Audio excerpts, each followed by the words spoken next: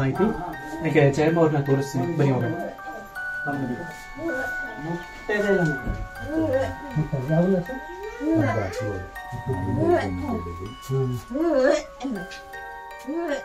Light light ಆದ್ರೆ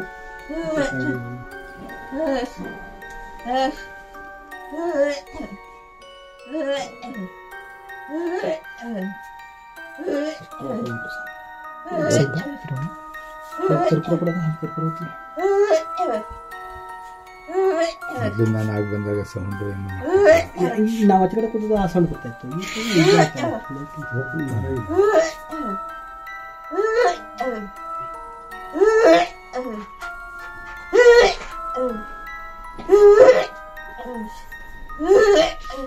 sir, ಇದು ಶಬ್ದ ಇದ್ದೇ ಇರುತ್ತಾ? ಇದ್ದೇ ಇರುತ್ತೆ. ಈ ತರ ಅಲ್ಲ,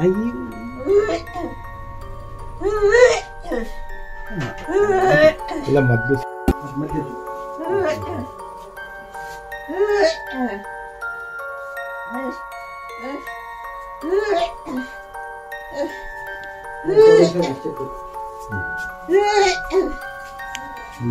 ಈ ಕೊಡ್ತಾನೆ ಸಹ ಎತ್ತದವರು. ಹೌದಾ?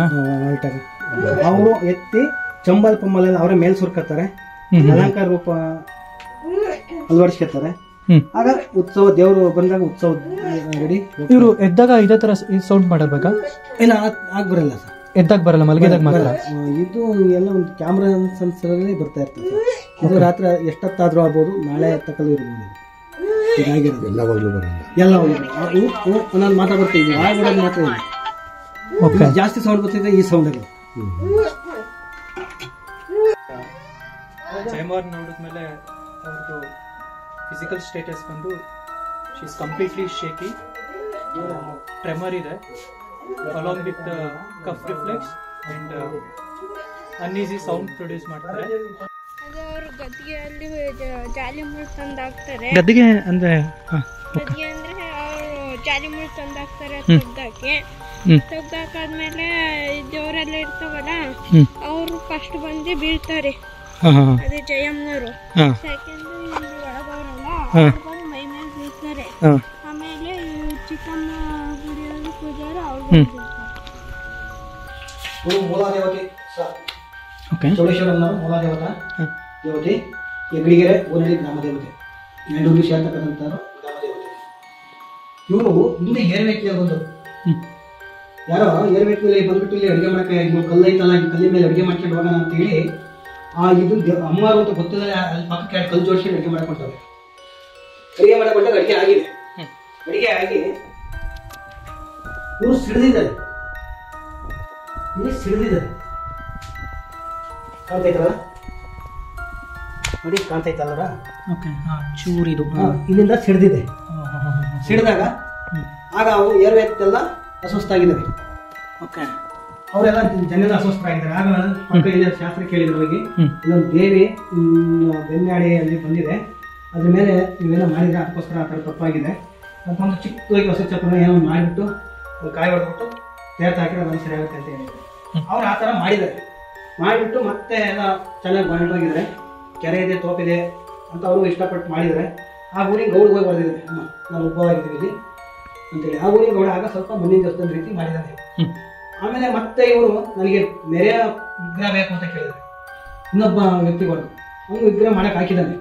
ಮಾಡಕ್ಕೆ ಹಾಕಿಬಿಟ್ಟು 9 ಜನ ಮಾಡಕ್ಕೆ ಹಾಕಿದ್ದಾರೆ. 9 ದೇವ್ರುಗಳನ್ನ ಮಾಡಕ್ಕೆ ಹಾಕಿದಾಗ ಈ ಥರ ಹಾಕಿದ್ದಾನೆ. ಈ ಥರ ಹಾಕಿದಾಗ ಈ ಥರ ಹಾಕಿದ್ದಾರೆ ಅವರು ಯಾರು ತೋರಿಸಿಲ್ಲ. ಅವ್ನು ಮಾಡಿ ಸುಮ್ಮನೆ ಹಾಕಿದ್ದಾರೆ. ಇವ್ರು ಹೇಳಿದ್ದಾರೆ, ಅವನು ಭಕ್ತಿಗೆ ಮಳೆ ಹೊಡೆಯಕ್ಕೆ ತರಕ್ಕೆ ಹೋಗಿರ್ತದೆ. ಆಗ ನಾನು ಚೌಡಮ್ಮ ಅಂತ ನಿಂತ್ಕೊತೀನಿ, ಅದೇ ಚೌಡಮ್ಮ ಅಂತ ಹೇಳ್ಬಿಟ್ಟು ದುಃಖಿ ಸುಖಿ ಬಂದ್ಬಿಡು. ಅವನು ಒಳಗಡೆ ಹೋಗಿ ಮಳೆ ತರಕ್ಕೆ ಹೋಗಿರ್ತಾನೆ ಅಂತ ಹೇಳಿದ್ರು. ಅವನು ಅದೇ ರೀತಿ ಅವ್ನು ಮಳೆ ತರಕ್ಕೆ ಹೋಗಿದ್ದಾನೆ, ಸುಖಿ ತರ ಏನು ತರಕ್ಕೆ ಹೋಗಿದ್ದ ಅವನು. ಹೋದಾಗ ಈ ಅಮ್ಮ ಎದ್ದು ನಿಂತ್ಕೊಂತಾರೆ. ಮಾಡಕ್ಕೆ ಹಾಕಿದಂಥ ಅಮ್ಮ ಈ 9 ಜನದೊಳಗೆ ಇವರು ಎದ್ದು ನಿಂತ್ಕೊಂಡಿದ್ದಾರೆ. ಇವ್ರು ಎದ್ದು ನಿಂತ್ಕೊಂಡಾಗ ಇವರೇ ಚೌಡಮ್ಮ ಅಮ್ಮ ಅಂತ ಸುಖಿ ಬರ್ತಾ ಇದ್ದಾರೆ. ಊರಿನ ಆಚಾರ್ಯ ಹೊಡೆದೈತಿ, ಹೋಗಿ 3 ಬರ್ತೀನಿ, ನನಗೆ ಮುಕ್ತಿ ತಾಂಬ ಅಂತ ಹೊಡೆದಿದ್ರು. ಅವ್ನು ಮುಕ್ತಿ ಮಾಡ್ಕೊಂಡು ಹೋಗಿದ್ದಾರೆ. ಮತ್ತೆ ಸ್ವಲ್ಪ ದೂರ ಬರ್ತಾ ಇನ್ನೊಬ್ಬರಿಗೆ ಹೊಡೆದಿದ್ದಾರೆ. ಎಲ್ಲ ಲೈಟ್ ಆಗಿರೋದು. ವಾದ್ಯ ಉಚ್ಚಾರ ಬೇಕು ಅಂತ ಹೇಳಿದ್ರು. ಅವನು ಮತ್ತೆ ಕರೆದು ಸ್ವಲ್ಪ ದಾರಿ ಹೋಗಿದ್ರು. ಜನ ಸೇರಿ ಮಾಡ್ಕೊಂಡು ಬಂದಾಗ ಆಗ ಆ ದಿನನಿತ್ಯ ಅವರು ಮಾಡ್ಕೊಂಡು ತಾಯಿನ ಮನೆ ದೇವಸ್ಥಾನ ಮತ್ತು ಕಲ್ಲಿನ ದೇವಸ್ಥಾನ ಈ ಥರ ಮಾಡ್ಕೊಂಡು ಹೋದಾಗ ಇದೊಂದು ಅಭಿವೃದ್ಧಿ ಸ್ಥಾನಕ್ಕೆ ಬಂದಿದೆ. ಇದು 80 ಕಟ್ಟಿರೋ ದೇವಸ್ಥಾನ. ಓಕೆ. ಇದು ನಮ್ಮ ತಾತ ಪುರಾತನ ಕಾಲದಿಂದ ನಾವೇ ಮಾಡ್ತಾ ಇರೋ ಪೂಜಾರಿ. ಇದು ಈಗ ಅಲ್ಲಿ ಇರೋ ವಿಗ್ರಹ ಚೌಡೇಶ್ವರಿನ ಅಥವಾ ಕೆಂಪಮ್ಮ ಶಿಲೆ ಆಗಿದೆ. ಶಿಲೆ ಇದು ಉದ್ಭವ ಮೂರ್ತಿ. ಕೆಳಗಡೆ ಅಲ್ಲಿ ದೇವಸ್ಥಾನ ಕಟ್ಟಿವ ಬೊಂಬೆ ತರ ಮಾಡಿಬಿಟ್ಟು ಈ ತರ ಕುಳಿಸಿದ್ದಾರೆ. ನಮ್ಮ ಅವರು ಬ್ರಹ್ಮಂಗೆ ದೇವರು ಬಂದು ಅಂದ್ರೆ ಚೌಡೇಶ್ವರಿ ತಾಯಿ ಅಂತ ಅಂದಾಗ ಕೆಂಪಮ್ಮಂದು ಅವರು ಯಜಮಾನಿ. ಅವರೆಲ್ಲ ಒಂದು ಬಸವಣ್ಣ ರೀತಿ ಅವರು, ಇವರು ಈಶ್ವರ ರೀತಿ. ಅವರು ಹೇಳಿಕೆ ಅಂತ ಇವೆಲ್ಲ ಹೇಳಿದ್ರು. ಓಕೆ. ಇವ್ರು ಯಾರು? ಇವರು ಚೌಡೇಶ್ವರಮ್ಮ. ಇವ್ರು ಚೌಡೇಶ್ವರಮ್ಮ. ಇವರೇ ಪ್ರಮಾಣ. ಓಕೆ. ಅಲ್ಲಿ ಅವರು ಅವ್ರು ಹೇಳ್ದಂಗೆ ಇವರು ಚಳಿಜಾಗಮ್ಮ. ಓಕೆ. ಯಾವ್ದು ಚಳಿಜಾಗ ಚಳಿಜಾಗ ಜ್ವರ ಬಂದ್ರೆ ಅವ್ರಿಗೆ ಹೆಸರು ಹೇಳಿ ಒಂದು ಕಣ್ಣ ಕಾಯ ಮೊಸರನ್ನ ಏನೋ ಒಂದು ಮಾಡ್ತೀವಿ ಅಂತ ಅರ್ಕೆ ಮಾಡ್ತಿದ್ರೆ ಅದು ಅಂತ ಸೀರಿಯಸ್ ಆಗಿ ಎಂತ ವಿಷಯದಂತ ಭಾಗದಲ್ಲಿ ಆ ವೈದ್ಯಕೀಯ ಆದಂಥ ಸಮಾಜ ಕಂಡಾಗ ಕಣ್ಣಿನ ಕಂಕಣ ದರ್ಶಕಗಳ ಅದನ್ನು ಮಾಡಿಕೊಟ್ಟು ಅದು ಬಿಟ್ಟಿದ್ದಾರೆ. ಇಷ್ಟ ಆಗಿದೆ ಸರ್. ಈ ನಂಬಿಕೆ ಭಾವದಲ್ಲಿ ಹೋಗ್ತಾ ಇದ್ದೀವಿ. ಸೊ ಇದಿಷ್ಟು ಚೌಡೇಶ್ವರಿ ಅಮ್ಮನವರ ಹೌದು ಸರ್. ಕುರಿತಾದ ಮಾಹಿತಿ. ಆಯಮ್ಮ ಜಯಮ್ಮ ಅನ್ನೋರು ಇವತ್ತಿಂದಲ್ಲ, ಅವರು ತವ್ರ ಮನೆ ಹೆಗಡಿಗೆರೆ ಹೊಳೆ ನರಸೀಪುರದ ಹತ್ರನ, ಹೊಳೆ ನರಸೀಪುರಕ್ಕೆ ಪಕ್ಕ ಯಾವುದೋ ಹಳ್ಳಿಗೆ ಕೊಟ್ಟು ಮದುವೆ ಮಾಡಿದ್ರಂತೆ. ಮದುವೆ ಆದ ದಿನಾನೇ ಒಂದು ದಿವಸನೂ ಇರಲಿಲ್ಲ ಅಲ್ಲಿ, ಅವತ್ತೇ ವಾಪಸ್ ಬಂದಿದ್ದು ಊರಿಗೆ. ಅದೇನೋ ಚೌಡೇಶ್ವರಿನೇ ವಾಪಸ್ ಕರೆಸ್ಕೊಂಡು ಏನೋ ಅವತ್ತಿಂದನೂ ಆ ಮದುವೆಯಲ್ಲಿ ಊಟ ಮಾಡಿತ್ತಂತೆ ಆಯಮ್ಮ ಸ್ವಲ್ಪ. ಮತ್ತು ಅವತ್ತಿಂದನೂ ಒಂದು ಗುಟ್ಕು ನೀರು ಕುಡಿದಿಲ್ಲ, ಒಂಚೂರು ಊಟ ಮಾಡಿಲ್ಲ, ತಿಂಡಿ ತಿಂದಿಲ್ಲ ಅಂತ ನಾವು ಸಹಿತ ಹೋಗಿ ನೋಡಿದ್ದೀವಿ. ಯಾವಾಗಲೂ ಮನೆಯಲ್ಲಿ ಮಲಗಿರುತ್ತೆ ಸೈಡಲ್ಲಿ. ಮತ್ತು ಆ ಅಮ್ಮ ಎದ್ದೇಳ್ಬೇಕಾದ್ರೆ ಆ ಚೌಡೇಶ್ವರಿ ಉತ್ಸವ ದೇವರನ್ನ ಹೊಡಿಸ್ಕೊಂಬಂದು ಅವ್ರ ಮನೆ ಬಾಗಿಲಲ್ಲಿ ಇದು ಏನು ಹೇಳ್ತಂತೆ ಅದೇ ವಾದ್ಯ ಅಮ್ಮಂದು. ಆ ವಾದ್ಯ ಇದಾದ್ರೆ ಮಾತ್ರ ಅಮ್ಮ ಎದ್ದೇಳೋದಂತೆ.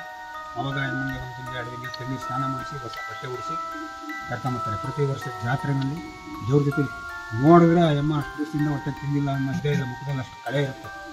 ಅದರಲ್ಲೂ ಜಾತ್ರೆನಲ್ಲಿ ದೇವ್ರ ಮುಂದೆ ಬರ್ತಾ ಇದ್ದರೆ ಚೌಡೇಶ್ವರಿನೇ ನೋಡಿದಕ್ಕ ಒಂದು ಭಾವನೆ ಬರುತ್ತೆ. ನಾವು ಸುಮಾರು ಸಲ ಹೋಗಿ ಜಾತ್ರೆ ನೋಡಿದ್ದೀವಿ. ಆ ಒಂದು ಭಾವನೆ ನಮಗೂ ಬರುತ್ತೆ. ಆಮೇಲೆ ಮುಳುಗದ್ದಿ ಎಲ್ಲ ಆಗ್ತದೆ ಅಂತ ಎಲ್ಲ ಹೇಳ್ತಾರೆ. ಮುಳುಗದ್ದಿಗೆ ನಾನು ಒಂದು ಸಾರಿ ನೋಡಿಲ್ಲ. ಯಾವುದನ್ನು ಅಲಗಳೆಯಂಗಿಲ್ಲ ದೈವಶಕ್ತಿ. ಹೌದು ಸರ್. ಆ ಟೈಪಲ್ಲಿ ಕಳೆ ಇದೆ. ಗೈಸ್, ಕೆಲವು ಸಲ ಪವಾಡ ನಿಜವಾಗಿಯೂ ನಡೆದದಕ್ಕಿಂತ ಹೆಚ್ಚಾಗಿ ಸುಳ್ಳು ಮಾಹಿತಿ ಆಗಿರುತ್ತೆ ಅಥವಾ ಒಂದು ಕಾಲ್ಪನಿಕ ಕಥೆ ಆಗಿರುತ್ತೆ. ಬಟ್ ನನಗೆ ಜಯಮ್ಮನ ವಿಷಯದಲ್ಲಿ ಬಂತು ಅಂತ ಅಂದ್ರೆ ಅದು ಕಾಲ್ಪನಿಕ ಕಥೆ ಅಲ್ಲ, ಮತ್ತೆ ಅದು ಸುಳ್ಳು ಕೂಡ ಅಲ್ಲ. ನಾನು ಇದನ್ನ ಸಂಪೂರ್ಣವಾಗಿ ಪವಾಡ ಅಂತಾನೆ ನಾನು ನಂಬ್ತೀನಿ. As being a medical student ನಾನು ಇದನ್ನ ಮೆಡಿಕಲ್ ಮಿರಾಕಲ್ ಅಂತಾನೆ ಕರಿತೀನಿ. ಬಿಕಾಸ್ ಏನಕ್ಕೆ ಅಂತಂದ್ರೆ during the starvation first degrade ಆಗೋದು ಕಾರ್ಬೋಹೈಡ್ರೇಟ್ಸ್, ಗ್ಲೂಕೋಸ್ ಎಲ್ಲ ಡಿಗ್ರೇಡ್ ಆಗುತ್ತೆ. ನೆಕ್ಸ್ಟ್ ಡಿಗ್ರೇಡ್ ಆಗೋದು ಲಿಪಿಡ್ಸ್, ನೆಕ್ಸ್ಟ್ ಲಾಸ್ಟಿಗೆ amino acid, then at last it will degrade ಆಗೋದು ಮಸಲ್. ಜಯಮ್ಮ ಅವರು ಜೂನ್ 1 ಅಂದ್ರೆ ನಿನ್ನೆ ಸಂಡೇ ಅವರು ಎದ್ದಿದ್ರಂತೆ. ಅಲ್ಲಿಯ ಸ್ಥಳೀಯರು ಅವರು ಫೋಟೋ ಮತ್ತೆ ವಿಡಿಯೋಸ್ ಕೂಡ ರೆಕಾರ್ಡ್ ಮಾಡಿದ್ರೆ ಅದನ್ನ ನಿಮ್ಗೆ ಡಿಸ್ಪ್ಲೇ ಮಾಡ್ತೀನಿ. ಅದನ್ನ ಒಂದ್ಸಲ ನೀವು ನೋಡಿ.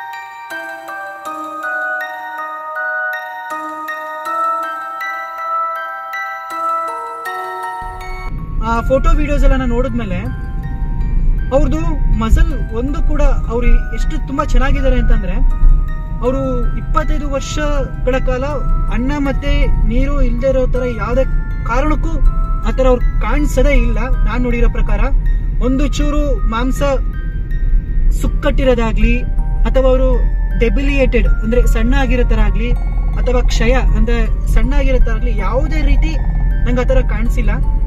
ಪರ್ಸನಲಿ ನಾನು ಹೇಳ್ಬೇಕು ಅಂತಂದ್ರೆ ನಾನು ಇದನ್ನ ಮಿರಾಕಲ್ ಅಂಡ್ ಪವಾಡ ಅಂತಾನೆ ನಂಬ್ತೀನಿ. ಅಂಡ್ ನಿಮಗೆ ಏನ್ ಅನ್ಸುತ್ತೆ ಅದನ್ನ ನೀವು ಕಮೆಂಟ್ ಮಾಡಿ. ಅವ್ರಿಗೆ ಒಬ್ಬ ನಾರ್ಮಲ್ ವ್ಯಕ್ತಿ ಹೇಗಿರ್ಬೇಕು ಅದೇ ತರ ಅವ್ರಿದ್ದಾರೆ.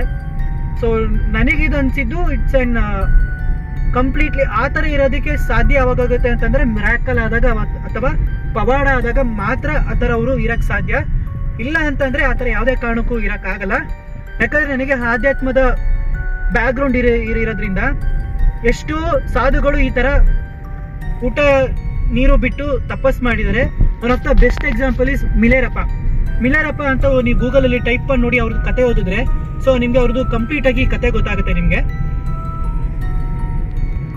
ಕೊನೆಯದಾಗಿ ನಾನು ರಮೇಶ್ ಅವ್ರ ಜೊತೆ ಮಾತಾಡ್ತಿರ್ಬೇಕಾದ್ರೆ ಅವ್ರು ನನಗೊಂದು ಚಾಲೆಂಜ್ ಕೊಟ್ರು. ಸೊ ನಿಮ್ಗೆ ಇಷ್ಟೆಲ್ಲ ಆದ್ಮೇಲೂ ನೀವು ಇಷ್ಟೆಲ್ಲ ನೋಡಿದ್ಮೇಲೆ ನಿಮ್ಗೆ ಏನಾದ್ರೂ ಇನ್ನ ಡೌಟ್ ಇತ್ತು, ಇನ್ನ ಸಂಶಯ ಇತ್ತು ಅಂತಂದ್ರೆ ಡೈರೆಕ್ಟ್ ಆಗಿ DC ಅನುಮತಿ ತಗೊಳ್ಳಿ, ಮತ್ತೆ ಸ್ಥಳೀಯ ಪೊಲೀಸರಿಗೆ ಇನ್ಫಾರ್ಮ್ ಮಾಡಿ. ಮತ್ತೆ ನಮ್ನೆಲ್ಲ ನಮ್ಗೆ ಅಂತಾರ ಒಂದು ಚಿಕ್ಕದಾಗಿ ಒಂದು ಮನೆ ಮಾಡಿಕೊಟ್ಟು ನಮ್ನ ಅಲ್ಲಿ ಇರಿಸಿ, ಮತ್ತೆ ನೀವು ಒಳಗಡೆ CC ಕ್ಯಾಮ್ರಾ ಎಲ್ಲ ಇಟ್ಟು ಬೇಕಿದ್ರೆ ನೀವು ವೈದ್ಯರು ಕೂಡ ನೀವು ಪರಿಶೀಲನೆ ಮಾಡಿ. ಅಂಡ್ ಇಫ್ ಕೇಸ್ ಅದರಿಂದ ಏನಾದ್ರು ತೊಂದರೆ ಆದ್ರೆ ಅದಕ್ಕೆ ನೀವೇ ಜವಾಬ್ದಾರರು. ಇಫ್ ಕೇಸ್ ಏನಾದ್ರು ನೀವು ಇದನ್ನ ಸುಳ್ಳು ಅಂತ ಸಾಬೀತು ಮಾಡಿದ್ರೆ ಅದಕ್ಕೆ ನಾನು ಹೊಣೆಗಾರರಾಗ್ತೀನಿ ಅಂತ ಅವ್ರು ನನಗೆ ಡೈರೆಕ್ಟ್ ಆಗಿ ನಂಗೆ ಹೇಳಿದ್ರು. ಇಫ್ ಕೇಸ್ ಯಾರಾದ್ರೂ ನಿಮ್ಗೆ ಇಂಟ್ರೆಸ್ಟ್ ಇತ್ತು ಅಂತಂದ್ರೆ ಬಿಕಾಸ್ ಈ ಚಾಲೆಂಜ್ ಅಕ್ಸೆಪ್ಟ್ ಮಾಡಿ ನೀವು ಇದೊಂದು ಚಾಲೆಂಜ್ ನ ತಗೋಬಹುದು. ಸೊ ಇದು ಜಯಮ್ಮನ ಕುರಿತಾಗಿ ಇಷ್ಟು ಮಾಹಿತಿ. ಈ ವಿಡಿಯೋ ನಿಮ್ಗೆ ಇಷ್ಟ ಆಗಿದ್ರೆ please like, share, comment and subscribe ಮಾಡಿ. ಇದೇ ತರ ಮುಂದಿನ ವಿಡಿಯೋದಲ್ಲಿ ಇಂಟ್ರೆಸ್ಟಿಂಗ್ ಆಗಿರೋ ವಿಷಯದೊಂದಿಗೆ ನಿಮ್ ಜೊತೆ ಬರ್ತೀನಿ. ಅಲ್ಲಿವರೆಗೂ ಟೇಕ್ ಕೇರ್, ಬಾಯ್. ಮತ್ತೆ ಡ್ರೈವಿಂಗ್ ಮಾಡ್ಬೇಕಾದ್ರೆ ಸೀಟ್ ಬೆಲ್ಟ್ ಹಾಕೋದು ಅಂತ ಮಾತ್ರ ಮರಿಬೇಡಿ. Take care.